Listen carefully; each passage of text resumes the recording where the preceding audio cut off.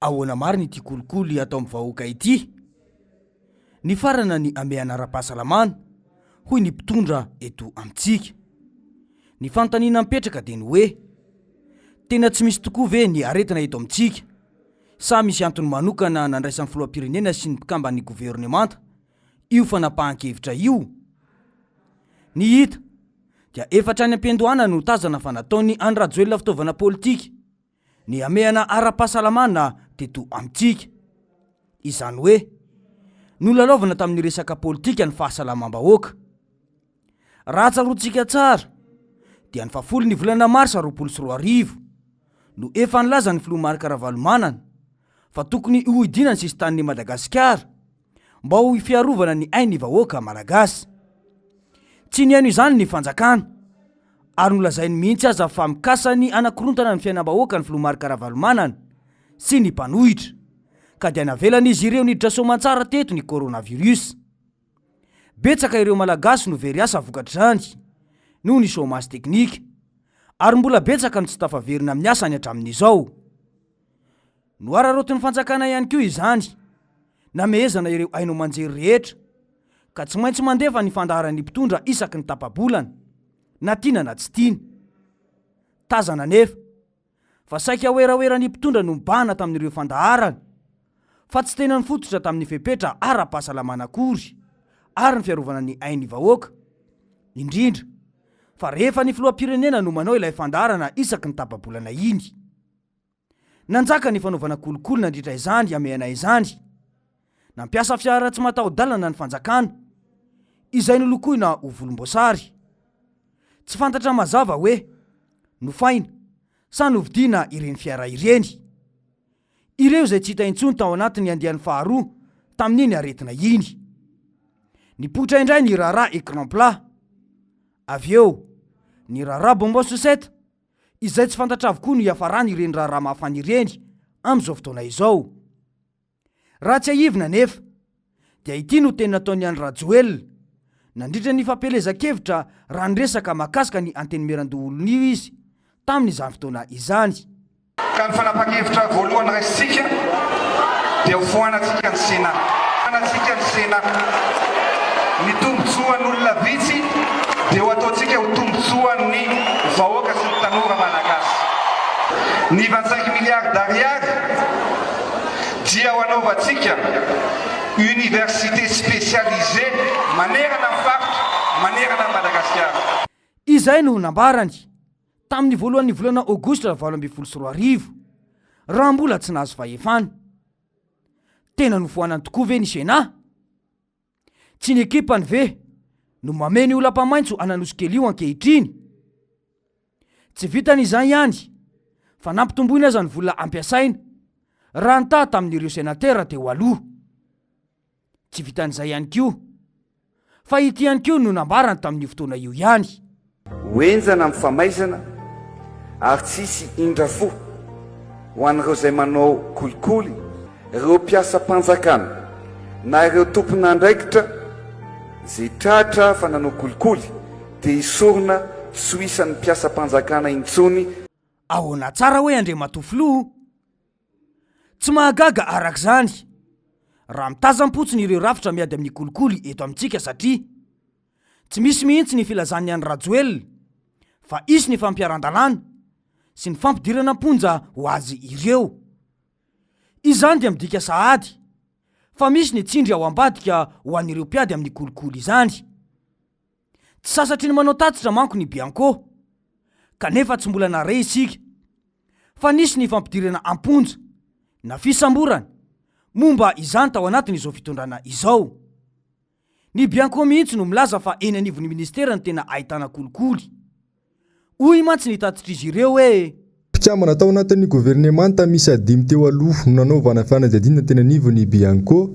Mpiasa avy amin'ny mpanjakana ray, mpiasa ny fitsarana 10, olo-mpanjakana ambony 130 ary ny 9 no tanàna-ponja, araka ny tatitra nataon'ny Bromalitena misanany ady amin'ny kolikoly androany. Isan'ireo sampandraram-panjakana na raisana fitarainana be indrindra ny teo anivon'ny fananantany, ny fitsinjaram-pahefana, ny fitsarana, ny zandarmeri-pirenena, ny fanabeazam-pirenena, ny tontolo iainana, ny polisy-pirenena, ny fahasalamana ary ny atitany. Mahatratra 20 miliara sy 700 tapitrisa ariary ny teti-bolana ampiasaina hiadina amin'ny kolokolo tamin'ny taona 2021, izany hoe nahitana fienany 30 isanjato raha noharina tamin'ny taona 2022. Dia nifangaro atao zany tamin'ny taona ny magidy sy ny mamy. Kanefa ihany koa na dia teo azany mamy dia teo ny mangidy ary loatra ny somary mibamitra satria amena dia nisy nanara loatra. Ny fihiboana dia nisy nanara loatra tao anatin'ny taona 2021 zany. Ny taon'ny sehatra ny fananantany voalohany tena ngezabe dia mifanodikodiana volam-panjakana ireo zany ary tsika miezaka tsika mba ampienana zany manomboka tamin'ity taona ity betsaka ny iarahana miasa amin'ny contrôle financier, iarahana miasa amin'ny IGE zany zavatra zany satria ireo fanodikodiana volam-panjakana ireo dia matetika ialoavan'ireo ataoko hoe tatitra zay ataon'ireo fanadihadiana zay ataon'ireo dia manamora ny asan'ireo zany. Ankoatra izay nitondra fanazavana momba ireo raharaha mafampana teto amin'ny firenena ihany koa ny teo anivony Bianco.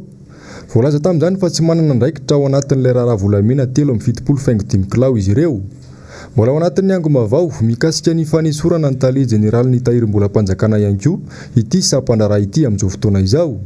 Ny raharaha écran place ny bombo chaussette izay navoasaringotra minisitra teo aloha kosa dia efa vita tamin'ny taona 2022 ny fanadihadiana rehetra ary efa lasany amin'ny fitsarana avy ny antota taratasy rehetra raha ny fanazavana hatrany. Mazava izany tsara ho marina aloha fa ny filoha Marc Ravalomanana no nanangana voalohany ny Bianco tamin'ireo mpitondra ny fandimby ireo.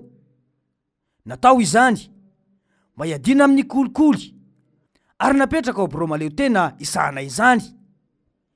Izany no atao hoe finiavana hiady amin'ny kolikoly. Saingy ankehitriny kosa firy no mba niditra amponja tamin'ny ireny raha kolikoly ireny ny ekipan'izao fitondran'izao dia ho gaga ihany koa ve isika raha toka ny ekipan'ny fitondrana teo aloha ihany no enjehina mafy. Tsy isy arak'izany ny fanantenana fa ampitra ny ekipany any amponja mihitsy ihany Rajoel raha toka misy aza ny tratra manao kolikoly.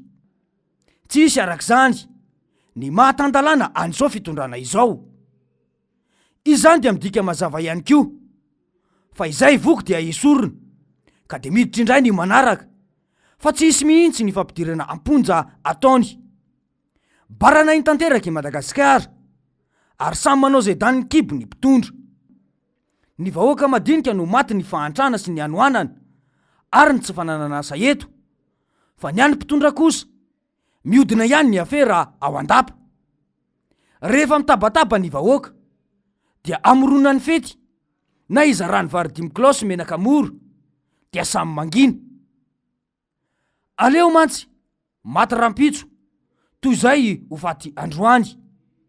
Dia hoy ny RMDM hoe izany ny RMDM dia tsy anaiky ny didy jadona ho atao eto amin'ny tany sy ny firenena.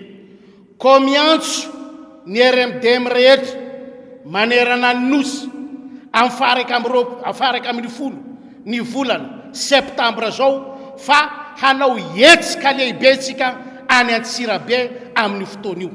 Satria tena fa mivarina kady tsy latsaka katerena ny firenetsika ka tsy ho avelatsika ho viravirainy olona amin'ny tsy mety ity tanindrazantsika ity satria mbola misy olo marina, misy olo be, misy olo manam-pagnahy eto amin'ny tanindrazantsika hijoro isika amin'ny faraka ambin'ny folo ny volana septambra ho avy zao any Antsirabe.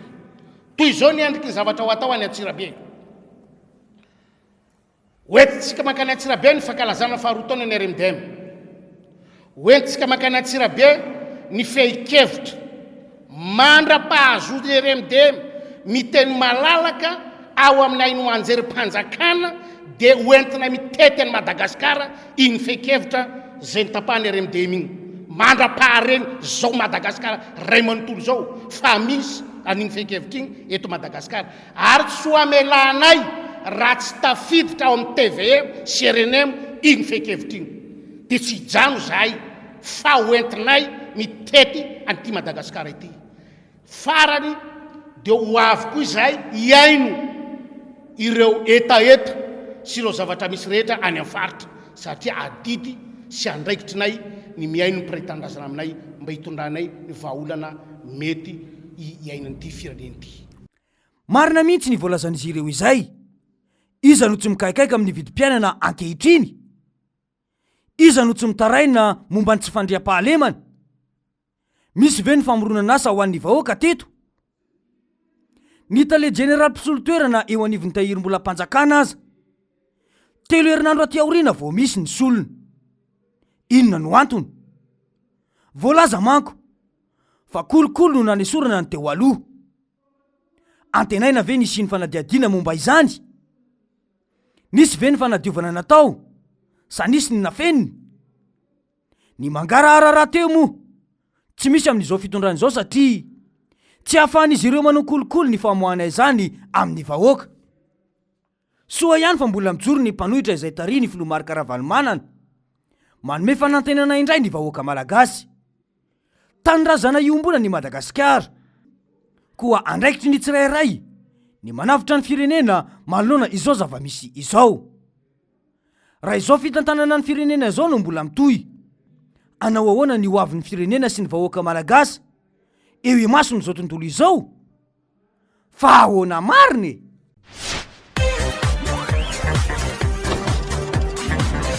Ahoana mariny?